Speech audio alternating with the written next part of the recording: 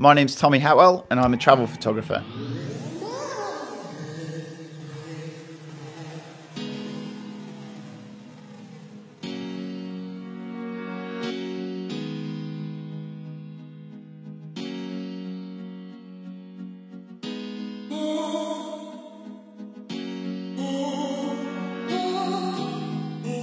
Along with a smile, my camera is a universal icebreaker to moments that for a second can hold you for a lifetime.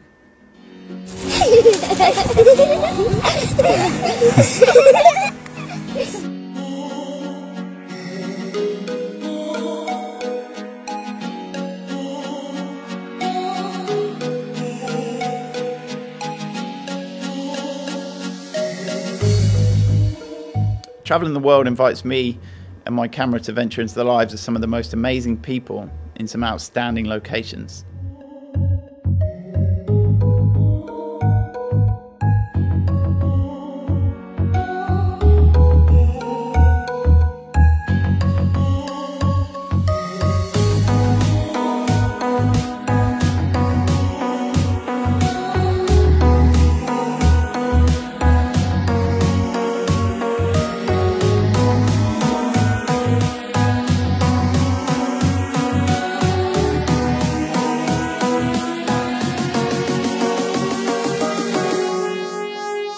My ongoing series, Faces from Far Off Places, introduces you to the people that I meet along my journey and the stories of how I came to find them. Today we're talking about Faces from Faraway Places, an unconscious series of portraits that came about over a period of time as I progressed as a photographer. So as I've travelled, I used to take thousands and thousands of pictures every day, every week. Many of them, most of them, you will never see because they were just training, their practice. But as I kept reflecting and looking back at my trips, the only pictures that really stood out were the portraits. And at first I thought, oh, cool, yeah, I met that person. This is what we did. This is the conversation we had. This is how I met them. But as it's evolved, those relationships have got deeper, and I sometimes search them out, and I'm always aware of interesting people, and I like to explore that with my camera, and I try never to force the portraits, and the majority that you'll see today have naturally just occurred in my day-to-day life as I've travelled through an interaction that I've had, or planning to revisit people. So like I say, unconsciously 2013, this is when that project began, on a trip to Vietnam, and that's where we kind of begin. But I didn't want to just go through picture after picture after picture today. I wanted to actually involve a bit of my personal progression and confidence building, because had I done this exact video 2.5 years ago, I'd have turned the computer off and run away for the day. So we've had some mistakes today, not a problem. We learn, we move forward, and we just keep having a good time. So what I want to do is actually take you through the journey to bring these pictures from Faces from Far Off Places to an exhibition wall. And I have my first solo exhibition in 2018 in Tavistock, and I want to sort of, as we go through these pictures and the individual stories, I'll talk you through the process of how I put that exhibition together and then finally got it up on the wall in December 2018. So let's attempt to move to the presentation screen and let's see how this goes. Oh, I don't even know if that's going to work. Let's see if it's there. There we go. Magic. Let's see in the comments. Tell me what's happening. You've gone quiet. Yeah, I'm back. Sorry, no sound. I got the call. Sound gone. No sound. Yeah, Chris Harvey. I need 6 tequilas. That will help me. So here we are, Asia 2013, and this lady was part of Hmong tribe, and she was in northern Vietnam, in Sapa. quite close to the border with China, and she took us on a bit of a village tour, and halfway through she gave me the gift of a grass horse. And I thought, what a lovely gift, thank you very much. But very quickly, as you move through the tour, you realise that this is all business. And at the end of the tour, she puts all of the things she's made out on the floor, and you're guilt tripped into buying one because she's given you a gift of a grass horse. But this is the first portrait in the series, and I did take portraits before, but this is the one that I wanted to put into the exhibition. So remember, that's June. It was actually 28th of June 2013. Now, skipping forward to 2016, we saw the promo video earlier. I did that for a college project, and it really made me think about how I could put all of my pictures together into a series, and that we're all the same, we're all human.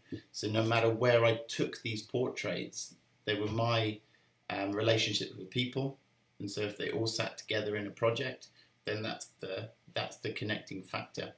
That I've met them on my journey, they've met me on their journey, and they were quite profound for me. I doubt I was the same for them, but we can always hope. And so this picture here is actually of my journal in 2018, and it's this journal here, and it says goals 2018. So I took that book to Uganda, and part of my trips in January and February in Uganda are to not only relax and do personal projects and see friends and family, but to also think about the year ahead. So January and February is the time where I can check out of the freezing cold in England, plan my year ahead, and I just come up with all sorts of ideas and stick them down in the book. So this page is actually to create a talk based around the practice about practice of photography with people, travel and adventure. So it was relationship, it was experiences, it was travel, life. So that's where this kind of started elevating from just these random portraits that I was taking on different trips that were quite separate, and then bringing it all together into a cohesive show, essentially. This was just to prove that I didn't write that last night. So this was all about my coaching and workshops. So I did that in the same year. And then over the last 2 years, I've done loads of coaching and workshops. And before that, I hadn't really done many. So always acting on those goals and looking back at this book. It gets out of your brain, it's on the page, and off you go, flying forwards. So thinking about an exhibition, it's like the first thing you need to think about, besides the images, is where is it going to be? Because that's going to dictate lots of things. So the venue that was closest to home was Tavistock Wharf, and this was the picture that I took when I first went in there. So it's not the prettiest place, but it's got walls to hang pictures on, and it does have a steady stream of people going through it. So spoke to the people that were running it, talked about an exhibition, and we had it planned pretty quickly. I said I would do all the marketing, I would organise all my prints and get them hung, and they wouldn't have to worry about anything really, just allow me to use the space. So this was the downstairs, and this was one section of the upstairs. So I would be sharing the wall with a fire extinguisher and 2 fridges full of ice cream. The Wharf is a live music venue, it's a cinema, it's a theatre, it's a couple of 100 seats, raised seats. So at that point I'd done my talk around the world and back again with Tavistock Camera Club. So I thought about how could I combine that talk within the exhibition, because it's all well and good having your pictures up on the wall. People really need to connect to the stories beyond them, and I think, yes, a picture can say 1,000 words, but there's nothing like having a bit more detail and a bit more of a story to connect the viewer with the person. And that's what I was trying to do, and connect them with my journey so it all becomes a bit more cohesive. So what I had to do was start making posters. So once you make a poster and you publish that and you put it out there, you're committed, you're engaged, and you have to make it work. And so once I made the posters, you know, fairly basic, threw them out there, printed a load of them, started putting them around the cafes in Tavistock, it was on. And I started thinking I better figure out what pictures I'm actually going to use and how I'm going to do this. So very quickly I spoke to the Wharf, and they kindly gave me a Monday night slot to hold my talk. So the exhibition was all of December, and I think it was the 10th of December is when I'd organised the evening talk. So again, adding pressure to myself. Not only did I have to create a brand new poster, it was a completely new way of thinking. It was like, okay, exhibition, talk. How do I connect them? And luckily all the stories of the people connected within the talk, although there was a lot more external stuff to do with my journey to find everyone.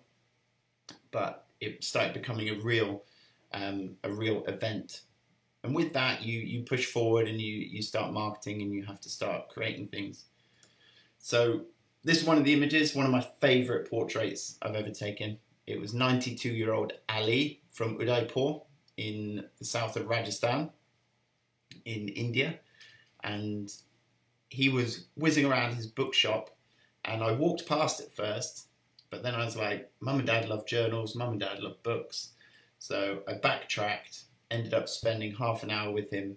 He ripped all the books off the wall because I didn't know which one I wanted to buy. I eventually bought the one that's just left of the screen there, the one with the black cover, and asked him to sit for a portrait. Now he was sitting on the floor when I met him, but I didn't want him on the floor for the portrait, so I put the chair in the middle, which meant he was central. He sat down. I asked him just to turn slightly sideways, and then I stood the other side of the road and made the picture. I like the symmetry. He's got a nice backlight from the fluorescent bulb, and he's giving me the look he wanted to give me. I didn't ask him to smile. I didn't ask him anything more. It was just sit there, stare at me. Let's concrete this relationship with a picture.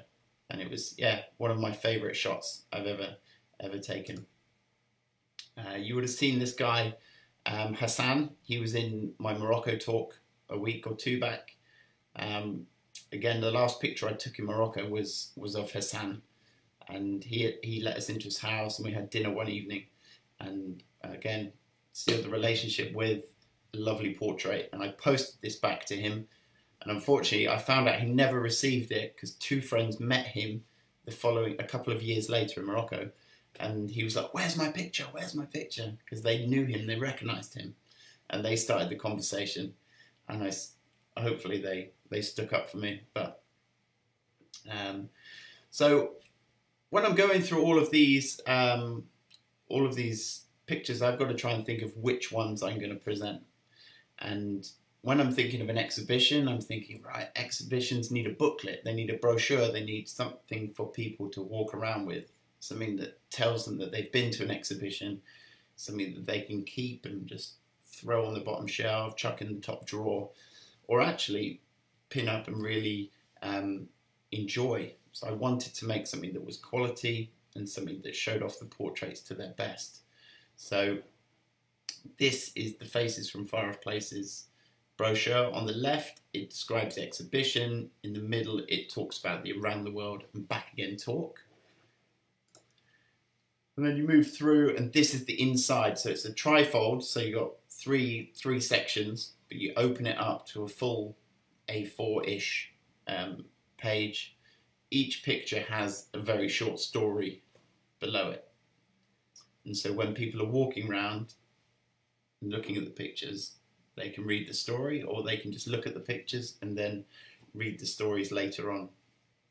So again, this is printed on high quality card because I wanted it to feel good and look good, and that it would represent the pictures really well. So it took a long, long, long time to put this brochure together. So this was probably in and around October of 2018 when I put all the pictures together, and then decided I'd create this brochure. So that was printed up towards the end of October. Then it was time to start publicising the event. The Wharf were actually selling tickets. Tickets were only £3, and I didn't set the price, but that was the confidence they had in me about the amount of people that might come through the door to the talk. So the exhibition was completely free. It was there for a whole month. The brochures were free. People could collect them as they wanted to. But if they wanted to come to the talk on the evening of the 10th, it was £3. So first port of call is Tavistock Times, and you pretty much have to write your own words, and then send in some pictures, and then they squeeze it into the page. But it was on a nice double page right across the centre, and it was, yeah, a great to have it out there. The next bit of publishing or press that I did was West Magazine. So this came about incredibly lucky. It was actually from a Tinder date. The Tinder date went very well, and she was one of the editors for this magazine. So I ended up getting the front cover of the West Magazine, which goes out on a Saturday morning. And so Kareem is the cover model for West Magazine. And a few pages in, you've got Mama Muganda and you've got these girls, and a brilliant write-up for not only the work that I do, but the show and the talk that was happening a couple of months after that. So I think it allowed a lot more reach and people to potentially attend the evening. So this was the second page of the spread. So you've got Night School, you've got the Camel Train, you've got Beastie, you've got The Gift of a Grass Horse, you've got Grease's mum, and then down in the bottom there you've got me and little Musa just chilling out on the balcony in Uganda. So it was a brilliant write-up. They had a reporter phone me, and I couldn't believe how much information he got just from talking to me over the phone. He probably went to the website and explored a few other things, but it was really well written, and you know, I couldn't believe how well that worked out for me. And so yeah, happy with that. So we've gone through and we've picked our venue, the images have been selected, we created the brochure, then it was time to do the press, the posters had already gone out, and then we're back on to one of the images I chose, and this is Chaiwalla 1, taken in Pushkar. There is Chaiwalla 2, which was his mate that was sitting right next door. But I met these guys as I walked through Pushkar, which is in Rajasthan, India, and I was on my way to climb what they call a mountain, but it was just a huge hill above the town, and it was getting late, and I said, oh, can we take some portraits quickly now, and then we'll share tea with you on the way back. So they were happy to do that. These portraits are taken very quickly, and on the way back we spent a little bit more time, and if you've seen Around the World and Back Again, you'll see the behind the scenes to these images where I was allowed to put on the headdress and some of their clobber. So always trying to get behind the scenes pictures as well and tell the behind the scenes story, because so many people can just go out and they can snap these pictures and then move on, and there's nothing more to it. And it's really important for me that everything that I show is from the heart, and I didn't just pinch it, because it's very easy to pinch beautiful pictures of people when you're traveling around the world. So the next mission was actually figuring out how I was going to print the exhibition. And luckily, I contacted my cousin, who runs More Creative Solutions out in Launceston, and I discussed it with him. And I didn't want frames. I needed the pictures to be about 30 inches by about 20 inches, so quite big. I didn't want, like I said, I didn't want frames because that was going to get too expensive. And he came up with two options of printing and mounting to a big foam board, which is a like 10mm thick foam board, or you could have 3mm aluminium, which is a lot stiffer. So we went through loads of options of, you know, should we print on paper? Should we print on card? Should we print direct to the material? And eventually he was talking about car stickers, so like a laminate car sticker. They do a lot of all of the bespoke designs for cars, so they wrap complete cars in different colours or in the business logos. So I knew he knew what he was talking about, but I wasn't quite sure. So I went over, visited him, and we set one up. We got it. We put it through the printer. He printed it off on this basically a huge sticker.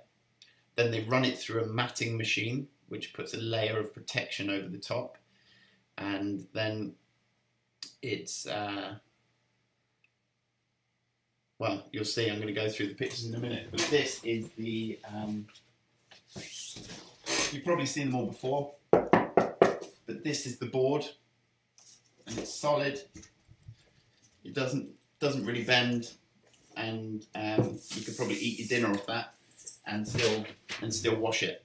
So we printed these off, put the matte laminate across the top to protect it, and away we went. JP is another one of the faces from Far Off Places. We met him in Varanasi. He was our tour guide, and he's got incredible ears. So this is Chaiwalla 1 and JP coming out of the printer. So this printer was humongous, and all of the prints came off pretty much on one huge roll.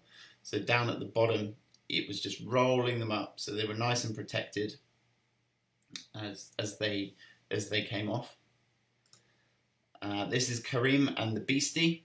I've talked about this guy a lot, but he ran out of the jungle with a beastie that he'd made out of little fruits, but incredibly creative. And it took us a couple of shots to make this portrait. And that's Hassan and Karim coming out of the printer. That's the computer that was putting them through the printer. So all the files have been set up. They've been exported as 30-inch prints or 30-inch JPEGs. We realised actually after we did the test print, which is this one here, that it was printed off of a DNG file, and the colour was not right. The colour was too cold. So by exporting it with all the settings as a large JPEG, it allowed the colour to be correct. So I knew that all of the next prints that came out would be fine. Where are we at? So this is Tony and Benji coming out. And it was incredible to see the prints coming to life. It was like, for me, it was a complete other stage. I'd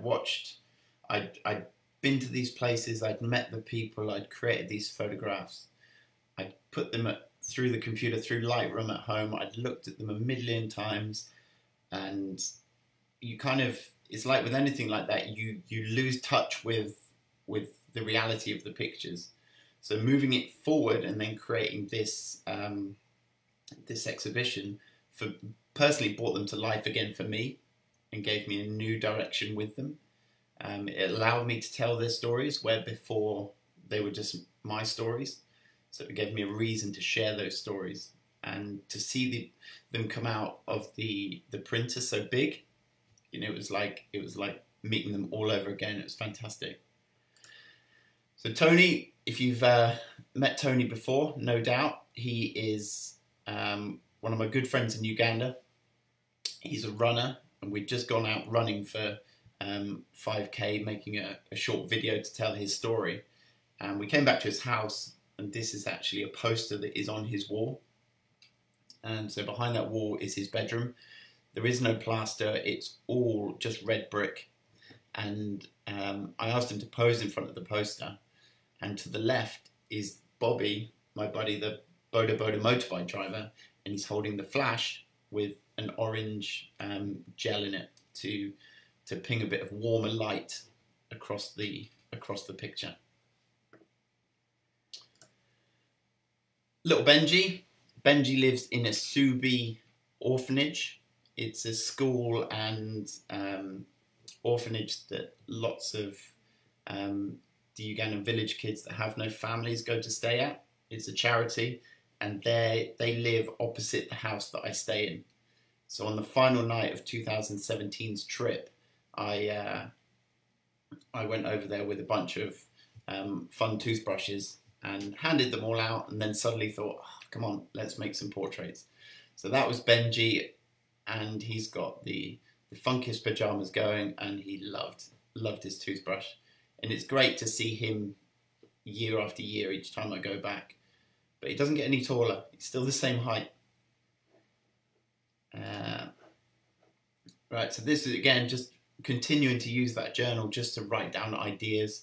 So what's this one? Exhibition programs, designs, layout, calendars, prints, poster prints, A6 flyers, business cards, display poster. All of these things that just rattle around my brain. I'm just throwing them down on a page just to get them out, just so I'm not having to be stuck with them. Mama Muganda, she's my mama when I'm in Uganda. She looks after me. And this was a portrait made in her Gomezi, and very straightforward.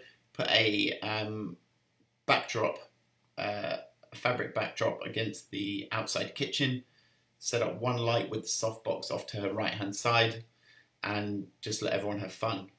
And in the middle of having fun, that's when your real portraits turn up.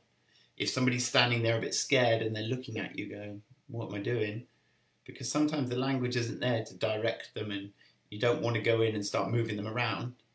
You want to just create an environment and a situation that people can feel relaxed in. And to help that, I was shooting tethered so people could see the images that were coming through. And then everyone was laughing, which made Mama Muganda laugh, and then she started dancing.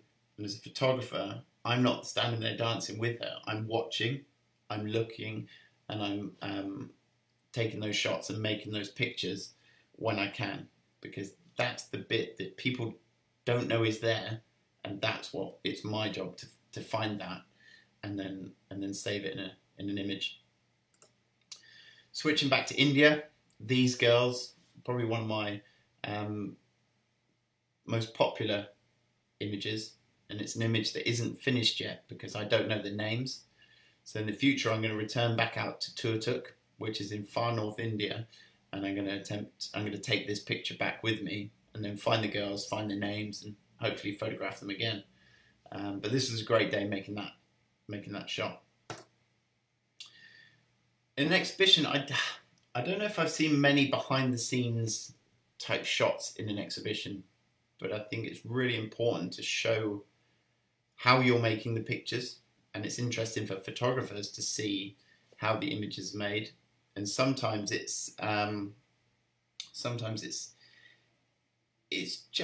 adds that little bit extra as part of that relationship. It brings in the environment a bit more.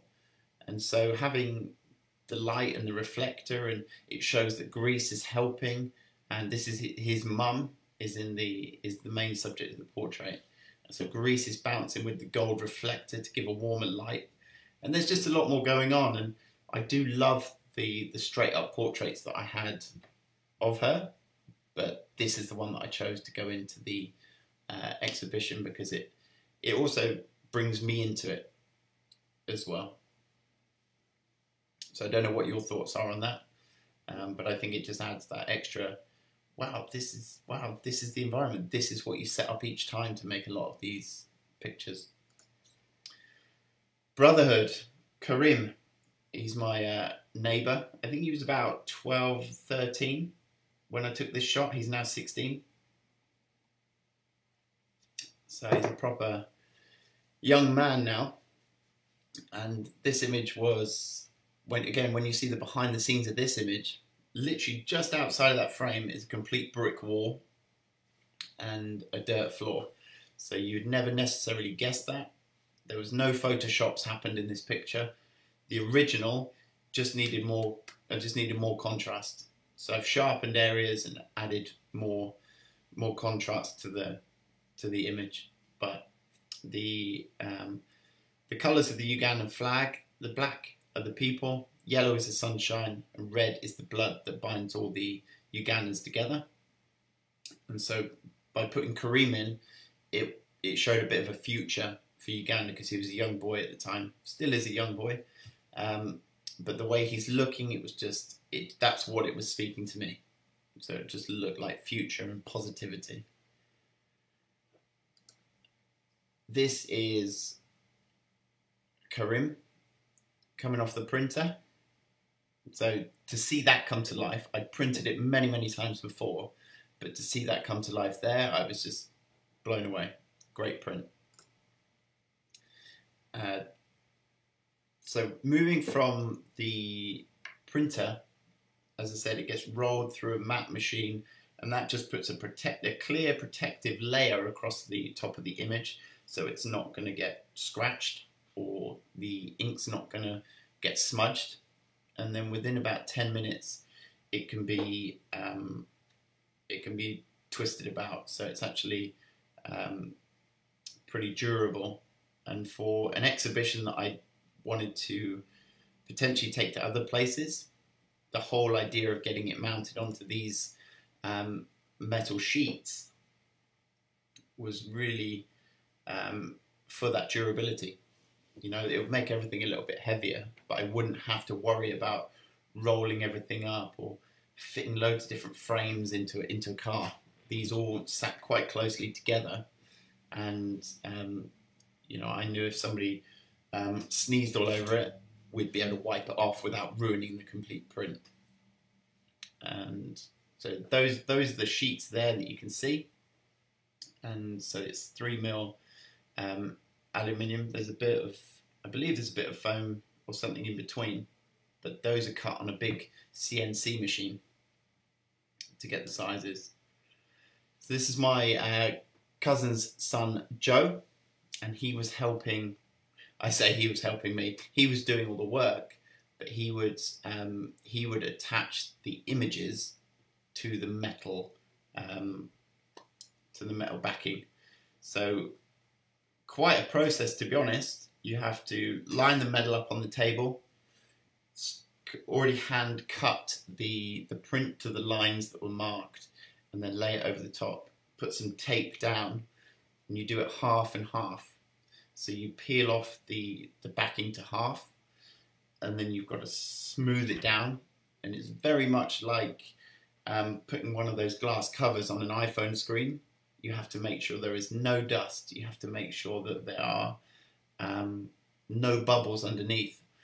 But because of the durability of the prints, they were able to really use a special smudging tool to smudge all of those dots out and give it a real clean finish.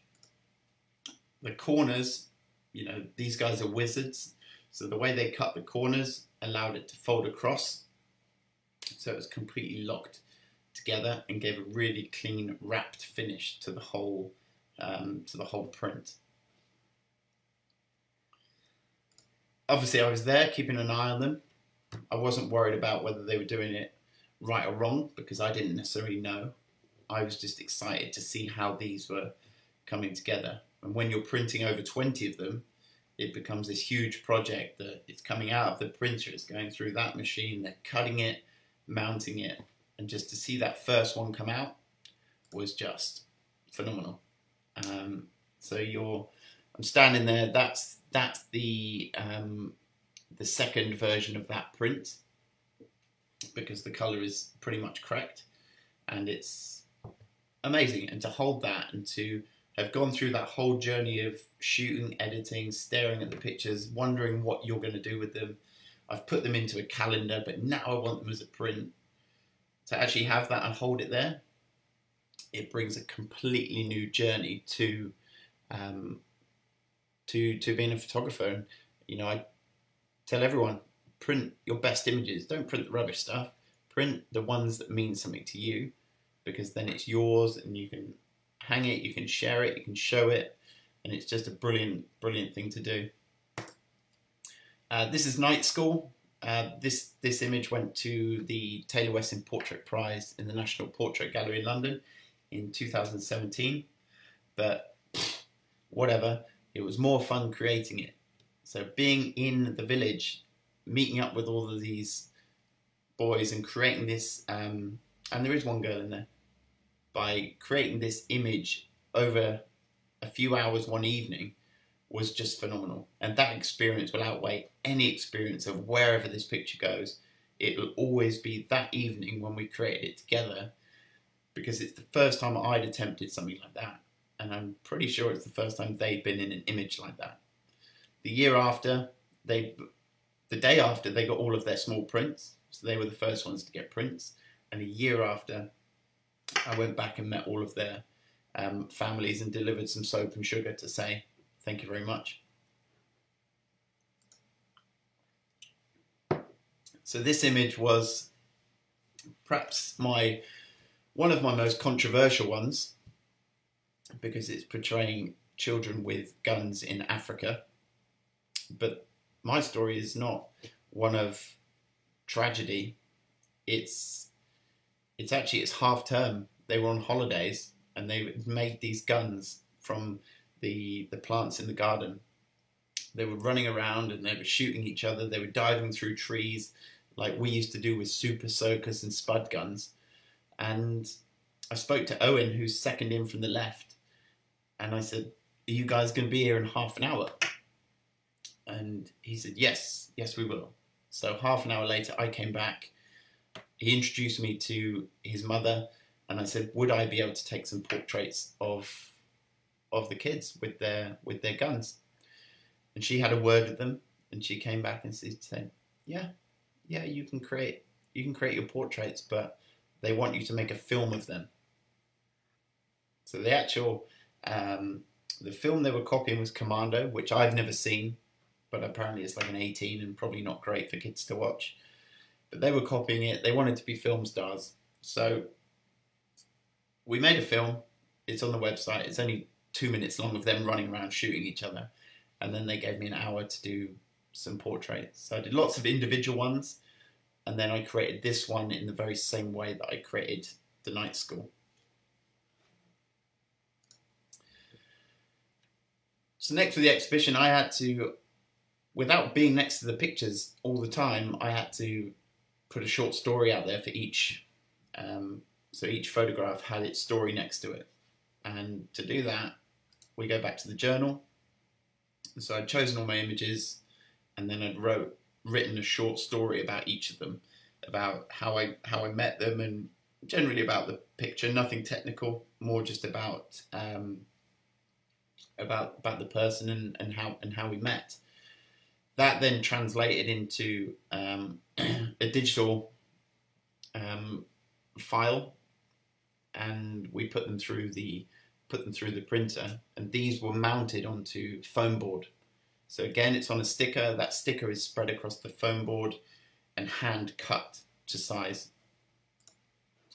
So this is the one for Tony, and yeah, they were mounted just to the bottom right of each photo for the exhibition on the wall. At this point, things were ramping up. I'd got the pictures, and I suddenly thought, wow, what if I could put something together that would allow somebody to buy one of these pictures. I wasn't hopeful that I'd sell one, but it was an option that in an exhibition it would be a good idea. So I created these posters, which allowed me to sell each print.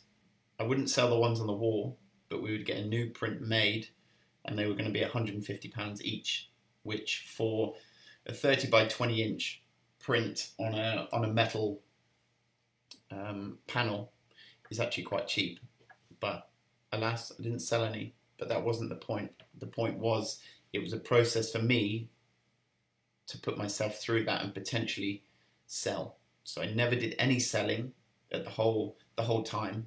It was an option for people, and if they wanted to, they could buy one. But what I'm learning with portraits is that unless somebody has a direct connection to the person or the place, or it triggers some sort of relationship with inside themselves, it's very difficult to get them to buy a portrait that they're going to put on the wall. Unless it's going to go up in value, so maybe in 20 years' time they might do. So all the prints were finished, they were all lined up, and this is where I get Big Daddy Hatwell in, and he was in charge of the bubble wrap. So as they got presented, as they were finished off, they got passed over to him. He would wrap them, and then they were ready to transport.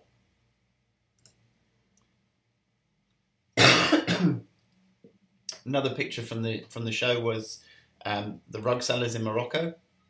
So this is one of the briefest portraits I've ever made, and it's slightly different to the other ones, but it's more of an environmental portrait than necessarily about the person. But this is what he does. This is his job. All of those rugs have to come out of that van, and at the end of the day have to go back in. And so gave him a quick wave, took the picture, and then wandered in and showed him the result. But yeah, it's one of those where I didn't get the name or any other connection with that. So we've got the venue, everything's sorted, we're ready to rock and roll, and now I've got to decide how they go on the wall, which order are people going to see all of these images in. And it took a long time, but again, back to the trusty journal, I drew them all out and picked the order. So this was the room that we had to switch around. So this was downstairs, and so on, I think it was the 2nd of December 2018, we transported all of the prints into that room, and my buddy Matt and my dad were in charge of unwrapping. Matt's an engineer, Dad's a designer, so they were in charge of pretty much hanging the prints. I was just taking screws out of the wall that shouldn't have been there and dusting. That was pretty much my job, making sure that I was that annoying artistic type that says, no, throwing his toys out the pram. But it wasn't easy hanging them. We'd had some blocks put on the back of the prints that allowed fishing wire to go through them, and then the fishing wire would be attached to screws at the top. So you wouldn't see the fishing wire, and the pictures would kind of hang freely. So that was the plan, and it took the best part of a full day to get all of the prints up. So it was a mission, and you know, I'm super grateful for that help to get them there. But my brain power was going into the order that I wanted people to see them. So that is one wall of downstairs, and I think you'll agree it looks slightly better than the setup that was there before. But it's all about controlling that environment that people come into. If they walk into a room full of jumbled up chairs and wonky pictures, that's going to set the tone for your show, and that's what they're going to remember. So every little detail counts, and if you can get people to help you do certain elements of the show, then you can concentrate on all of those little small things that just other people won't notice. The bus driver in Malaysia. This was the last portrait I took in Malaysia in 2013, and he posed for me through the window of his school bus. So again, one of the most interesting faces I've ever met. Now this is the walkthrough. So this is the first set of pictures. So Hassan is actually the first picture people see. Part of that is to do with the way he's looking. So he's looking into the room. And so people get to read, and then they look at him, and then he's looking towards Ali in the middle, and then it goes along to Tony. So 3 really strong portraits on the wall as you walk in. And they worked really well with the brick wall. They're all the same size. They all look perfect together. You go around that corner next to the Christmas tree, and then you look across, and you've got Night School, which is the big hitting image, followed by Kareem and Brotherhood. And then in the corner, you've got the behind the scenes picture. So you've got big hit, BTS, behind the scenes shot. That gives you a bit of an insight into what goes on outside of the frame. Then you've got Commando, the kids with the guns. So that's a group of boys with guns. And then next to them, you've got Night School, which is a group of girls in a field of, I don't want to call them flowers, but plants. So you've got a real contrast between those two images right there. And then on the left, looking back into the frame, you've got Mama Maganda having a real big laugh. So whichever way you work from left to right, right to left. You start with a strong image, you finish with a strong image, which allows people to then move on upstairs, where you meet the gift of a grass horse. So it's like a welcome. Next to her, you've got, oh my God, what's his name? Benji. You've got Benji with his toothbrush. So they're both offering something. And then you've got Kareem with the beastie on his head. To the right, you move around. So there's a lot of green and red in this wall, which works well together. So if you make it past the fridges, then you meet Chaiwalla 1, and he's on his own wall because he's got such a strong look as a portrait. And moving around the other wall, there's a huge gap in between these, but essentially you've got Chaiwalla 1, and then you've got JP on his own wall as well. You've got the young monk looking onwards, which leads you to the Malaysian bus driver, and then you've got the Moroccan rug salesman is the last picture that you see. So all of those were in a particular order for that kind of reason. And the booklet, this booklet here, allows people to walk around, and once they see the picture, they can read it here, or they can read it on the wall. So it allows people, if there's too many people in the show, they can still connect with the picture. And as always, to finish up, it's good to be looking to the future to see what's next. And it was an amazing process for me to plan and do all of that by myself. Get obviously the help with the printing, but to organise it all and see the logistical elements that go into it. And it allowed me to, on the 10th of that month, do my Around the World and Back Again talk.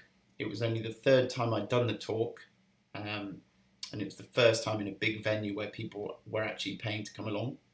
40 people bought tickets, and 120 people showed up on the night.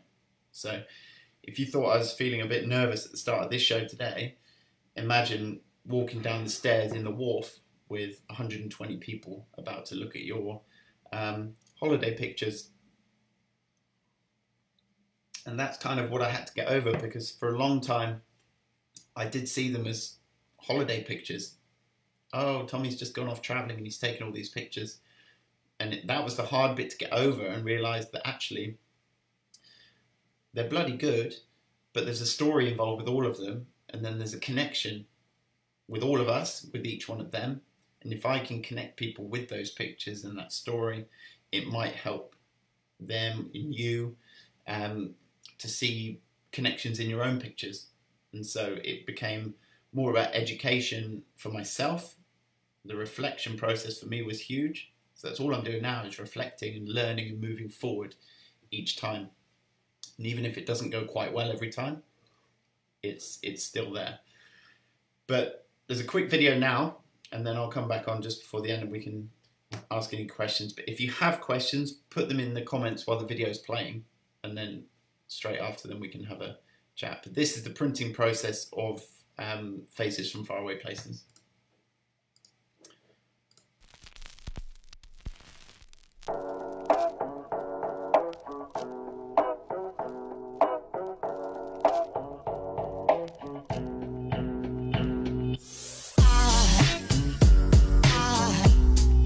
Aside from my soul,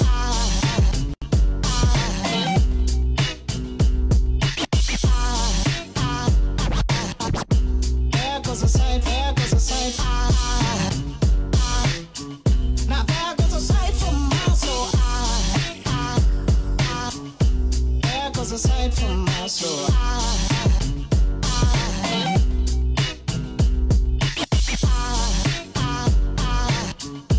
There goes a sight, there goes a sight. There goes a sight from my soul.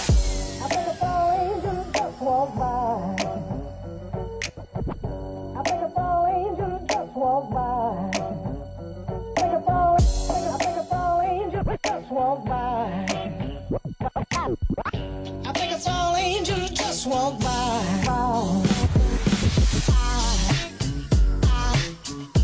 There goes a sight from my soul.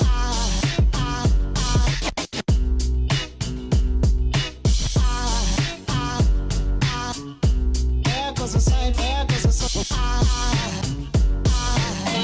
Now there goes a sight from my there goes a sight.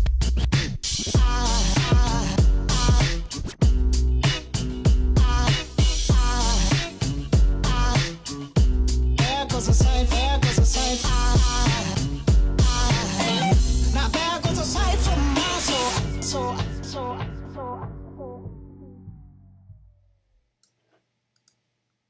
All right, so that was a mission to begin with, but we've made it. 59 minutes. Probably about 50 of those were actually worth listening to, if you think about it.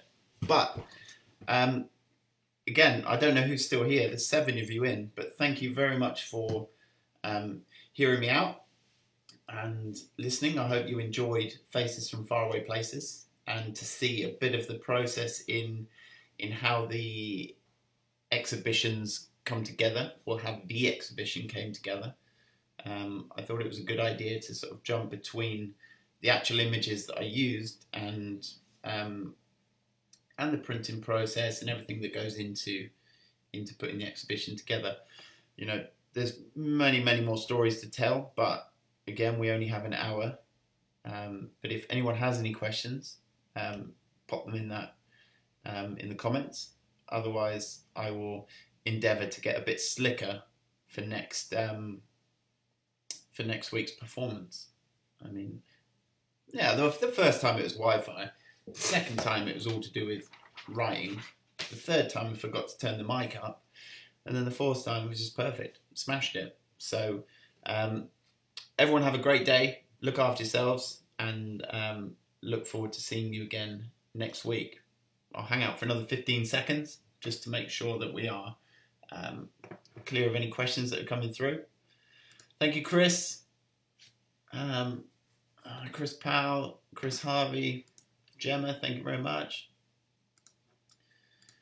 And if anyone's still here that wants to have a specific topic or something for any of the other weeks that we do, then send me a personal message or put it in the comments, and then I can either adapt what I already have or try and create something that is of interest to you guys. One day I might do something about learning, education, but maybe not. But I'm off for another cup of tea, maybe a snooze. Cheers, Morag, and we'll see you all very soon. Boom. Thanks, Pringle. Right, I'm signing off. Boom. Sign off for the countdown.